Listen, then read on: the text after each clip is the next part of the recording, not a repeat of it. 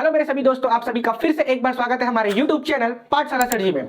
तो ये हमारा आज का साइंस का चौथा वीडियो है। ठीक है, इसके पहले हमने 3 वीडियो आपके लिए और करा दिया है, तो मैं उम्मीद करता हूं कि आपने वो 3 वीडियो जरूर देखा होगा, जो कि आपके बोर्ड एग्जाम के लिए काफी इंपॉर्टेंट होने वाले हैं। ठीक है, इसमें ऐसे प्रश्नों को लिया गया है जो कि पेपर में बार बार पूछता है। तो चलिए बिना टाइम गवाए इस वीडियो की शुरुआत करते हैं। तो ये हमारा चौथा वीडियो है जिसमें हमने sound, chemical effect of electric current, source of energy, ये 3 चैप्टर को क्या किया है, लिया है। तो पहला क्वेश्चन और काफी शानदार इंपॉर्टेंट होने वाला है, सभी बच्चे बिल्कुल ध्यान लगाकर देखेंगे। और जितने भी बच्चे लोग पहली बार देख रहे हैं, वीडियो को लाइक कर दें, चैनल को सब्सक्राइब कर दें और अपने दोस्तों के साथ शेयर करें। चलिए, क्या लिखा question, right the difference between audible ultrasonic sound. ठीक है, श्रव्य और पराश्रव्य ध्वनि में अंतर लिखिए।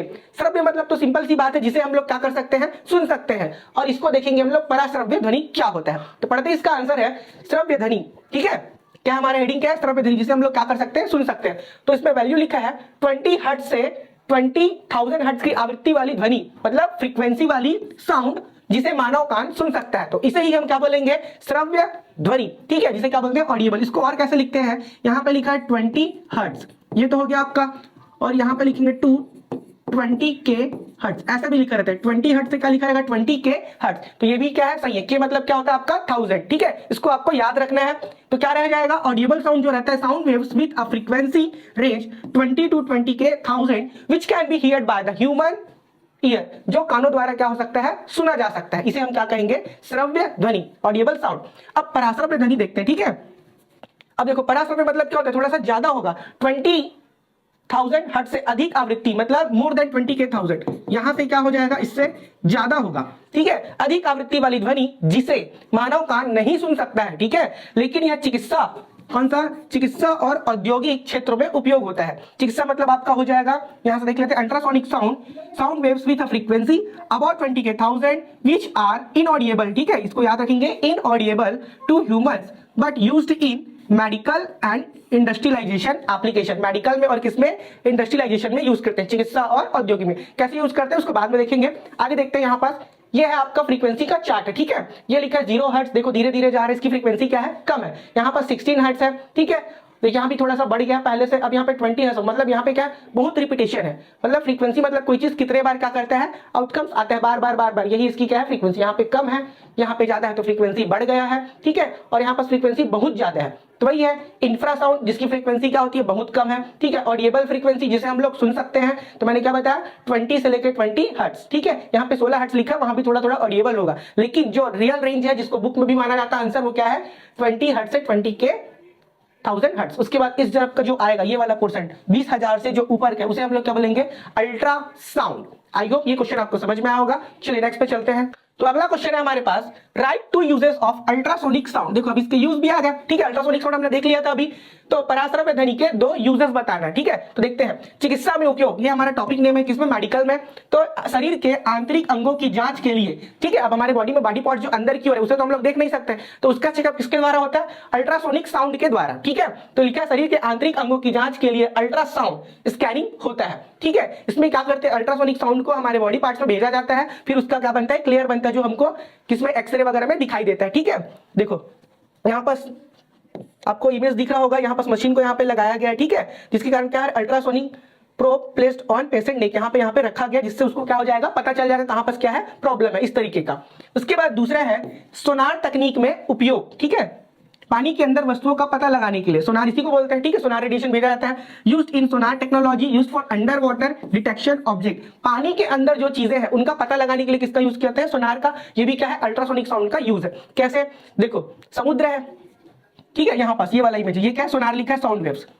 अब जैसे कि ये हमारा क्या है, बोट हो गया, अब बोट तो नीचे में जाएगा नहीं। ठीक है, तो यहाँ पास हमको पता करने की क्या क्या चीजें हैं, नहीं है, तो क्या करते हैं, अल्ट्रासोनिक साउंड को यहाँ से भेजा जाता है। ठीक है, और वापस कुछ कुछ क्या हो जाता है, वापस आ जाता है, जिससे हमको क्या पता चलता है, कुछ तो चीजें हैं जहां से टकरा के साउंड वेव क्या आ रहा है, वापस आ रहा है, जिससे हमें पता चल जाता है कुछ तो चीजें हैं। और इसका प्रॉपर इमेज तो नहीं बनता, लेकिन कुछ कुछ इमेज यहाँ पे हमको क्या है, दिख जाता है। ठीक है, जिससे हम क्या कर सकते हैं, चीजों का पता लगा सकते हैं, कुछ तो नीचे में है। तो यूज हो गया किसका, सोनार रीडिंग। ठीक है, पानी के अंदर वस्तुओं का पता लगाने के लिए। तो 2 यूज हो गया, मेडिकल में और दूसरा क्या है सोनार टेक्नोलॉजी, इसको आप याद रखेंगे। ठीक है, यहाँ पर भी देखो जो जानवर होते हैं वो क्या यूज करते हैं, अल्ट्रासोनिक साउंड का यूज करते हैं। जैसे कि ये हो गया, यहाँ से अपना फ्रीक्वेंसी साउंड भेज रहा है और ये यहाँ से दोनों को पता चल जाएगा कुछ तो चीजें हैं। यहाँ पर देखो वेल मछली है, छोटी मछलियां हैं, ठीक है, और ये हमारा क्या सबमरीन। अब सबमरीन यहाँ पे अल्ट्रासोनिक साउंड भेजता है जिसको पता चलता है कि यहाँ पर क्या जमीन वहां से टकरा के कुछ चीजें वापस आती है। अगर उसको पता नहीं चलेगा तो ये जमीन में जाके टकरा जाएगा, बूम। ठीक है, इस तरीके से इन सब चीजों का क्या करते हैं, यूज करते हैं टेक्नोलॉजी के थ्रू। तो अगला क्वेश्चन है question number 3, definition of amplitude and frequency. अब ये दो टर्म्स नए नए हैं वर्ड्स है, ठीक है, तो एक है एम्पलीट्यूड है और दूसरा क्या है फ्रीक्वेंसी। दोनों को समझते हैं। ठीक है, इनकी परिभाषा लिखिए, बोला है आयाम। आयाम को क्या बोलते हैं, एम्पलीट्यूड। ठीक है, तरंग का अधिकतम विक्षेपण जो ध्वनि की तीव्रता, ठीक है, डाउननेस को दर्शाता है। अब यहां पे पढ़ते हैं इसको, द मैक्सिमम डिस्प्लेसमेंट, क्या लिखा है, मैक्सिमम, इसको याद रखेंगे, मैक्सिमम डिस्प्लेसमेंट ऑफ वेव। किसका, वेव का सबसे ज्यादा displacement from its mean position, मतलब जो इसका स्टार्टिंग पोजीशन से वहां से कितना ज्यादा क्या होता है, मैक्सिमाइज होता है, कितना ऊपर तक जा सकता है, उसी को हम लोग क्या बोलते हैं, इसका एम्पलीट्यूड बोलते हैं। ठीक है, तो यहां पर अगर इसका डायग्राम में देखते हैं तो आपको जल्दी समझ में आएगा। जैसे कि ये रहा आपका एम्पलीट्यूड, अब ये इसका मीन पोजीशन है, ठीक है, यहां से स्टार्ट हुआ है, ये वाला पॉइंट से समझ लो। अब यहां से वो ऊपर कितना दूर तक गया, यहां से लेके यहां तक ऊपर गया, यही इसका क्या होगा, एम्पलीट्यूड। अगर वो ऐसा है, ठीक है, और यहां से यहां तक जा रहा है तो इसका एम्पलीट्यूड क्या होगा, यहां से यहां तक। अब मान के चलो ये यहां से ऐसे जा रहा है तो इसका एम्पलीट्यूड क्या होगा, यहां से यहां तक। तो मतलब ये कितना डिस्टेंस जाता है, ये कितना डिस्टेंस जाता है, उसी को हम लोग क्या बोलते हैं, इसका एम्पलीट्यूड। इसका एम्पलीट्यूड यहां से यहां तक है, इसका देखो यहां से यहां तक है, यही क्या कहलाता है, एम्पलीट्यूड। इसको या फिर बोलते हैं आयाम। ठीक है, आई होप समझ में आया होगा। अगला टॉपिक है हमारा, क्या लिखा हुआ है, फ्रीक्वेंसी। क्या लिखा हुआ है, फ्रीक्वेंसी, आवृत्ति। एक सेकंड में पूर्ण तरंग, ठीक है, क्या लिखा है, एक सेकंड में पूर्ण तरंग चक्रों की संख्या, मतलब कोई चीज एक सेकंड में कितने पूर्ण तरंग करता है उसे ही हम लोग क्या बोलते हैं, हर्ट्ज में बोलते हैं। अब समझ में आ गया होगा कि आपको हर्ट्ज भी क्या होता है, कि एक सेकंड में वो कितनी बार फ्रीक्वेंसी क्या करता है, पूरा करता है, उसी को हम लोग क्या बोलेंगे, फ्रीक्वेंसी। क्या बोलेंगे, उसी को हम लोग फ्रीक्वेंसी, जिसे नापते किसमें है, हर्ट्ज में। किसमें नापते हैं, हर्ट्ज में। ठीक है, जैसे कि ये यहाँ पर ये आपका ये हो गया, यहां से चालू हुआ, एक बार ऊपर गया और एक बार क्या हुआ, नीचे आया, तो ये क्या हो गया, एक राउंड हो गया पूरा। ठीक है, इसके बाद फिर यहां से गया, फिर यहां पे आया, ये दूसरा राउंड हो गया, जिसी को हम लोग यहां से यहां तक क्या बोल देंगे, एक कंप्लीट साइकिल, जिसे हम लोग क्या बोल देंगे, हर्ट्ज बोल देंगे। ठीक है, इसको डायग्राम में देखते हैं, देखो इसमें हाँ, ये देखो, हाँ ये तो आपका एम्पलीट्यूड है। एम्पलीट्यूड में ये बताना भूल गया था, यहाँ पे देखो क्या छोटा एम्पलीट्यूड बन रहा है और यहाँ पे क्या है, बड़ा एम्पलीट्यूड बन रहा है, तो ये हो जाएगा लो और ये हो जाएगा हाई। फ्रीक्वेंसी वाले में देखो, ठीक है, यहाँ से चालू हो रहा है, यहां से एक बार राउंड लिया, फिर यहां तक वापस है, जहां पे चालू किया था वहीं पे खत्म किया, तो इसको हम लोग क्या बोलेंगे, एक सर्कल बोलेंगे। क्या बोलेंगे, एक सर्कल बोलेंगे। ठीक है, तो यहां से लेके यहां तक, तो ये क्या है, पीरियड है इसका। ठीक, और इसी को एक क्या बोलेंगे, कंप्लीट सर्कल। तो कंप्लीट सर्कल क्या कहलाता है, फ्रीक्वेंसी। तो एक सेकेंड में, ठीक है, नंबर ऑफ कंप्लीट साइकिल, ठीक है, नंबर ऑफ कंप्लीट साइकिल, उसको हम लोग क्या बोलेंगे, फ्रीक्वेंसी। अब यहाँ पे देखो बहुत छोटा सा पीरियड है, तो यहाँ पे सटाक से ये क्या कर लिया, पूरा कर लिया, तो इसमें नंबर ऑफ फ्रीक्वेंसी ज्यादा है, इसमें नंबर ऑफ फ्रीक्वेंसी क्या है, कम है, क्योंकि इसमें यहाँ पे क्या स्लो स्लो जा रहा है, तो इसलिए क्या बोलेंगे, फ्रीक्वेंसी कैसा है, लो। और इसमें क्या फ्रीक्वेंसी बहुत ज्यादा है, इसलिए क्या बोलेंगे, इसमें हाई फ्रीक्वेंसी है। ठीक है, तो आपको समझ में आया होगा। एक बार थोड़ा सा मैं और अच्छे से आपको एक्सप्लेन करता हूँ, चीजें बहुत अच्छे समझ में आ जाएगा। ठीक है, आसान शब्दों में देखते हैं हम लोग, कहां पे बना है, चलो यहां पे बनाते हैं। ये है हमारा, ठीक, अगर यहां से हम लोग चालू करते हैं, ये गया ऊपर और ये आया नीचे, तो ये हुआ हमारा कंप्लीट एक साइकिल। तो अगर हम लोग यहां पे देखेंगे तो ये हमारा क्या हो जाएगा, एम्पलीट्यूड हो जाएगा। क्या हो जाएगा, आयाम। ठीक है, जिसको हम लोग क्या बोलते हैं, एम्पलीट्यूड। अब उसके बाद यहां से लेके यहां तक ये हुआ एक कंप्लीट साइकिल, तो कंप्लीट साइकिल को क्या बोलेंगे, फ्रीक्वेंसी बोल देंगे। ठीक है, एक सेकंड में जितने बार ये जाएगा, अब मान के चलो ये है ऐसे जा रहा है, तो यहां से यहां तक एक सेकंड में गया, तो इसकी फ्रीक्वेंसी इसको देख के नापेंगे। ठीक है, एक सेकंड में जितना राउंड लगाएगा उस हिसाब से। तो आयाम अलग चीज है और फ्रीक्वेंसी क्या है, अलग चीज है। आई होप दोनों को आपको समझ में आया होगा। तो अगला क्वेश्चन है, difference between noise and melodious sound. ठीक है, क्या है, नॉइस एंड मेलोडियस साउंड, शोर और मधुर ध्वनि के बीच का अंतर बताइए। तो सिंपल सा एग्जांपल तो यही हो जाएगा, जो शोर क्या है, जो हमारे कानों को अच्छा नहीं लगता है या एकदम हेजिटेट करता है, ठीक है, वो क्या हो जाएगा, आपका शोर हो जाएगा। और मधुर ध्वनि क्या होगा, जो सुन के हमारे कानों को अच्छा लगे, मन को शांति मिले, वो क्या होगा, मधुर ध्वनि होगा। ठीक है, देखते हैं इसका डेफिनेशन आपको लिखना कैसे। शोर ध्वनि या फिर इसी को क्या बोलते हैं, नॉइस बोलते हैं। अनियमित और अप्रिय, अनियमित मतलब जो नियम से ना चल रहा हो, नियम के बाहर हो, और अप्रिय मतलब जो हमें अच्छा ना लगे, जिससे परेशानी होती है। क्या होती है, परेशानी होती है। जैसे गाड़ियों के हॉर्न, अब आप ट्रैफिक में फंस गए तो पो पो पो दबाते रहते हैं, ठीक है, तो क्या हो जाएगा, आपका नॉइस हो जाएगा, शोर ध्वनि। उसके बाद क्या लिखा है, मधुर ध्वनि। तो नियमित और सुरीली ध्वनि, ठीक है, नियमित और सुरीली ध्वनि, जिसे आनंद मिलता है मन को, ठीक है, दिल को, सबको क्या लगेगा, सुकून लगेगा। जैसे कि आप गाना सुनते हैं तो किसमें आएगा, मधुर ध्वनि में आएगा। ठीक है, तो इसमें एग्जांपल क्या हो जाएगा, एग्जांपल फॉर म्यूजिक वही लिखा हुआ है। ठीक है, ये हो गया हमारा म्यूजिकल इंस्ट्रूमेंट, इसको सुन के अच्छा लगता है तो ये किस में आ जाएगा, हमारा मधुर ध्वनि में आ जाएगा। नेचुरल साउंड, ये भी आपको सुन के अच्छा लगेगा। ठीक है, ये ह्यूमन साउंड्स है, कुछ हद तक ये अच्छा लगता है। फिर उसके बाद व्हीकल, तो व्हीकल के साउंड हमें क्या करते हैं, परेशान करते हैं, ये क्या हो जाएगा, नॉइस में आ जाएगा।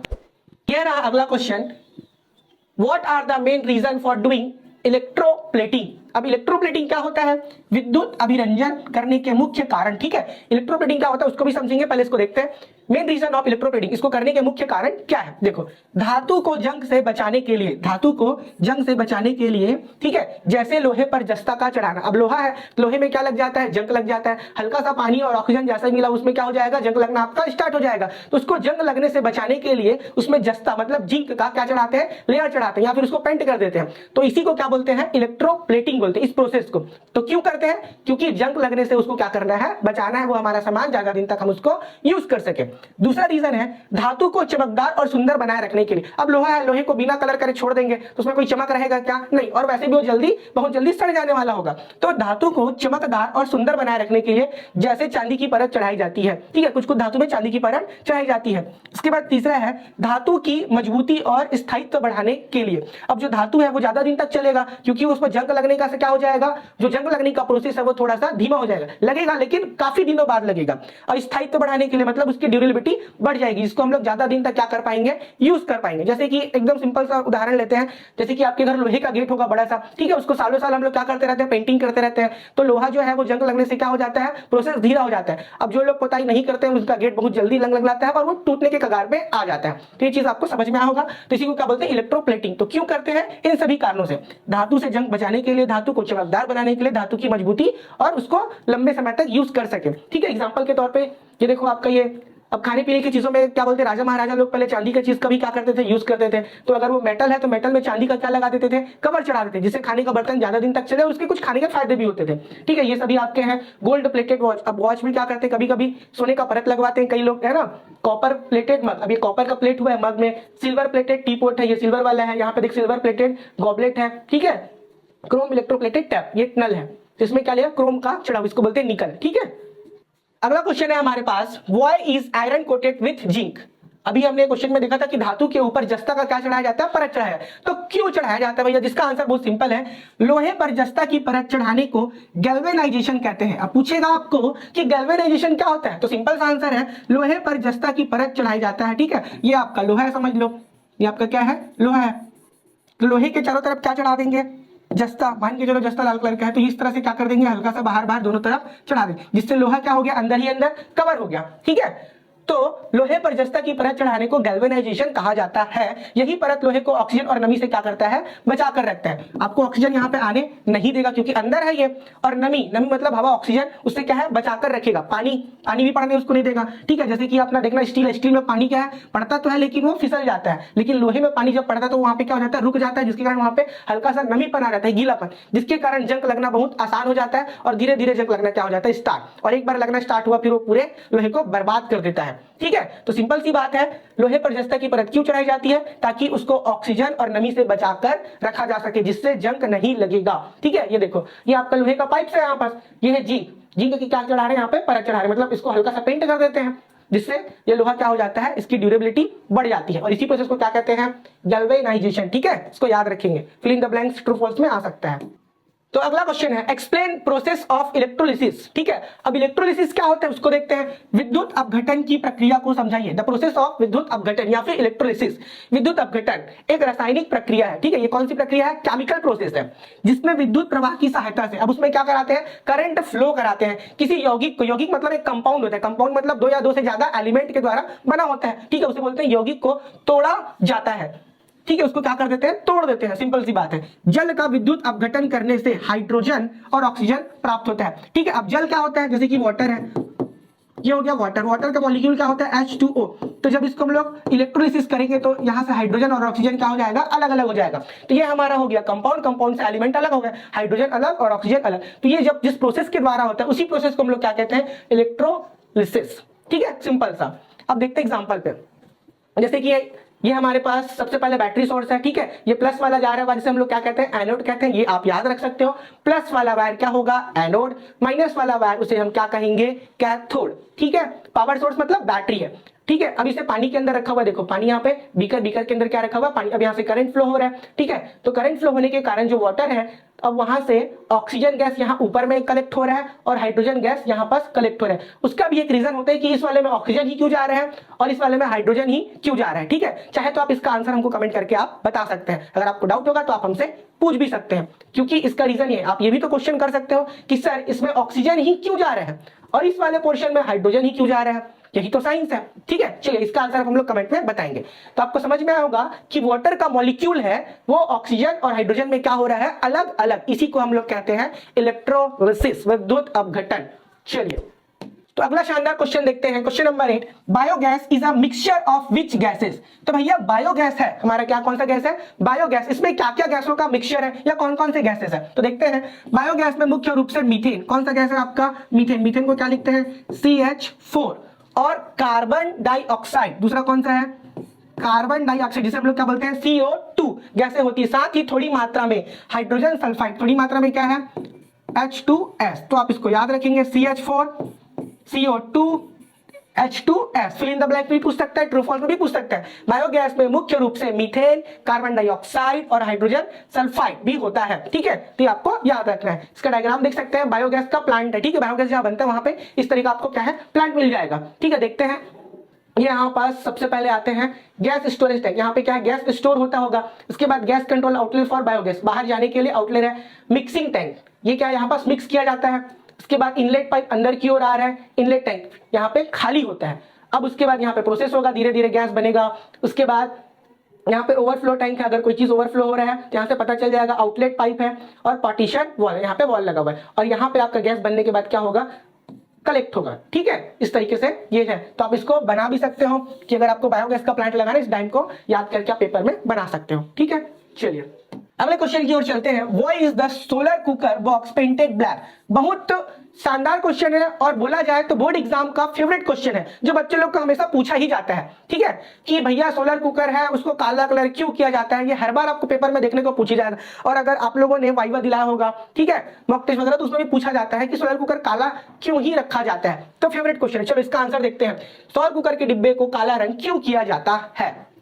तो सबसे पहली बात क्या है? काला रंग उष्मा को अधिक सोखता है। उष्मा मतलब हीट को क्या करता है? अधिक एब्जॉर्ब करता है, जिससे खाना जल्दी पकता है। ऑब्वियस सी बात है, खाना किससे पकेगा? ज्यादा गर्माहट से, ज्यादा हीट से। ठीक है, जब हम लोग खाना बनाते हैं गैस में तो क्या करते हैं? गैस को ज्यादा फ्लेम पर रखते हैं। क्यों? जब को हम जल्दी जल्दी बनाना तो गैस को क्या करते हैं? हाई करते हैं। तो वही चीज है कि हीट हमको ज्यादा चाहिए और जो सबसे ज्यादा किसमें रहता है? काला रंग में। तो ये हो गया पहला कारण। ठीक है, यह ऊर्जा को अधिक प्रभावी ढंग से उपयोग करता है।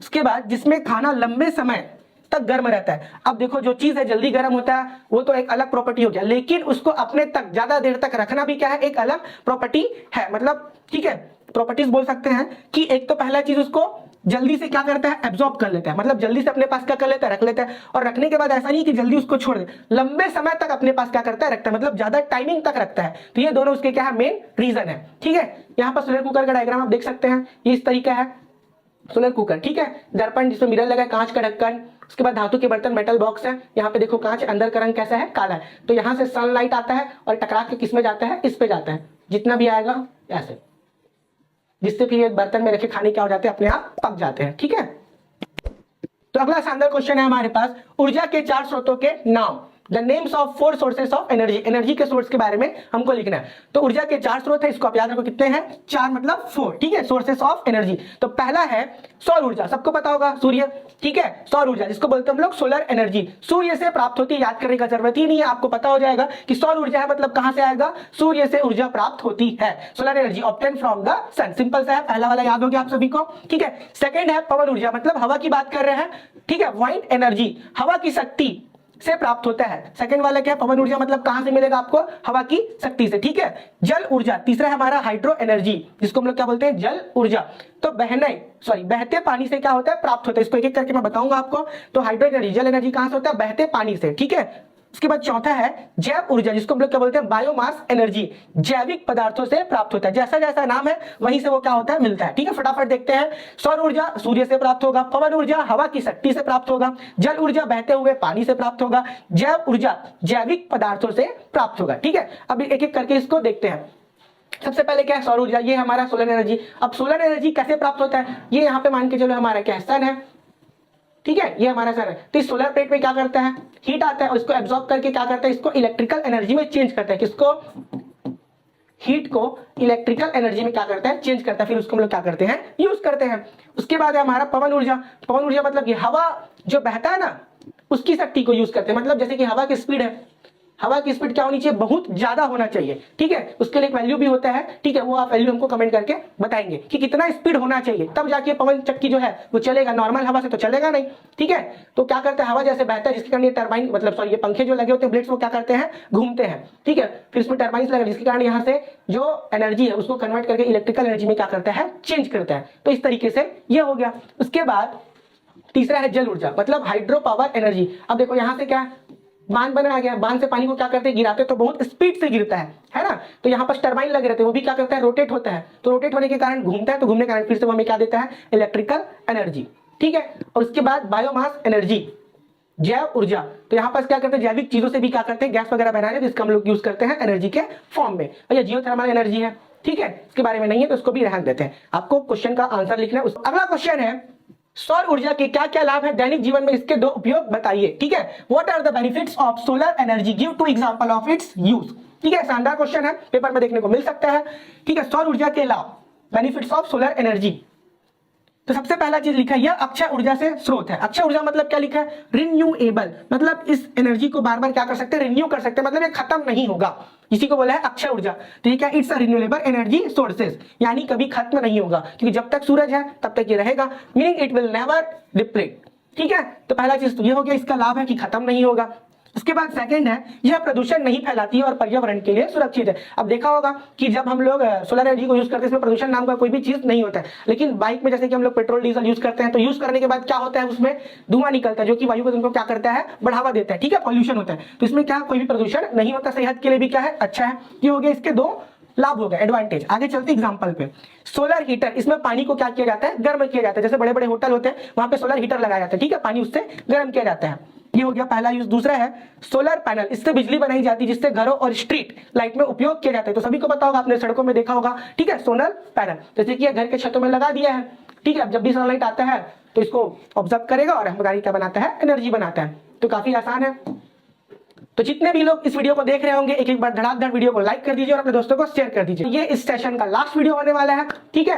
तो मैं चाहता हूं कि आप लोग जितने लोग भी ये वीडियो देख रहे हैं, बोर्ड एग्जाम की तैयारी बड़ी कड़ी मेहनत के साथ करिए, क्योंकि आपको आगे जाना है और आगे जाने के लिए इस एग्जाम को बहुत अच्छे नंबर से क्या करना होगा, पास करना पड़ेगा, ठीक है। तो बिल्कुल कड़ी मेहनत के साथ जुड़े रहिए। अगर आप सभी को एसएसटी का भी वीडियो चाहिए तो इस वीडियो को ज्यादा से ज्यादा लोगों तक शेयर करिए, फिर एसएसटी की वीडियो भी आपको मिल जाएगा। और जितने लोग कमेंट कर रहे हैं कि सर हमें मैथ्स का वीडियो चाहिए, मैथ्स का क्वेश्चन चाहिए, तो उन सब बच्चों को बताना चाहूंगा कि मैथ्स का टोटल मैंने 60 से लेकर 65 क्वेश्चन 5 वीडियो में कराया है, ठीक है। आपको प्लेलिस्ट चैनल पे मिल जाएगा, वहां से आप जाके देख सकते हैं।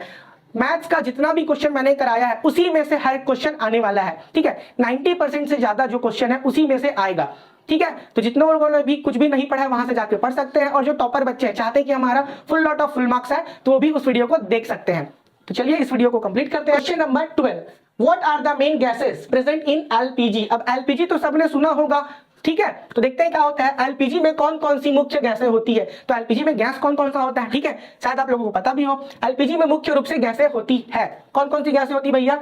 पहला है प्रोपेन, तो प्रोपेन का नाम याद रखोगे, उसका C3H8, ये है आपका प्रोपेन का फॉर्मूला। अब क्यों यूज करते हैं वो भी देख लेते हैं। जलने पर अधिक ऊष्मा उत्पन्न करती है, ठीक है। जब गैस जलता है तो जब उसमें ज्यादा हीट आता है, तो हीट किसके नाम से आता है? प्रोपेन के नाम से। तो नाम भी याद रखना है और उसका काम भी याद रखना है। अगला है ब्यूटेन। तो ब्यूटेन का फॉर्मूला क्या है हमारे पास? C4H10, ठीक है। अधिक समय तक जलती रहती है। अब कोई चीज है, ठीक है, जैसे कि प्लास्टिक है, वो काफी देर तक जलते रहता है और जल्दी से आग भी पकड़ लेता है। और कागज, अगर कंपेयर करें पॉलीथीन और कागज में, तो कागज बहुत जल्दी आग पकड़ता है लेकिन बहुत जल्दी भी जल जाता है, ठीक है। और पॉलीथीन है वो काफी लंबे समय तक जलता है। तो वही चीज ब्यूटेन है। ब्यूटेन के कारण क्या है? वो अधिक समय तक जलता रहता है। और हीट कौन देता है? प्रोपेन। तो एलपीजी का उपयोग खाना बनाने, ठीक है, वाहन चलाने और गैस लाइटर में किया जाता है। ये तो आपको सभी को पता होगा, तो ये आपके आंसर में कॉपी में अच्छे से आ जाएगा। तो कौन कौन सी गैस है एलपीजी में? इसका फुल फॉर्म भी देख सकते हैं, लिक्विफाइड पेट्रोलियम गैस, ठीक है। फुल फॉर्म भी याद रख सकते हैं, लिक्विफाइड पेट्रोलियम गैस। तो क्या क्या है? प्रोपेन है और ब्यूटेन है, ठीक। ये आपके शानदार क्वेश्चन के आंसर। अब कहां कहां यूज होता है ये भी देख सकते हैं आप। एलपीजी व्हीकल हो गया, फॉकलिफ्ट हो गया, लाइटनिंग हो गया, हॉट एयर बलून्स हो गया, एलपीजी गीजर हो गया, ठीक है, स्पेस हीटिंग हो गया, कुकिंग में यूज करते हैं, लाइटर्स में यूज करते हैं और ये खाना बनाने में चूल्हे पे, ठीक है। तो ये आपके एग्जांपल्स हैं। आप सभी के लिए इस वीडियो में इतना ही था। मिलते हैं नेक्स्ट वीडियो में, तब तक के लिए थैंक यू, अलविदा, जय हिंद।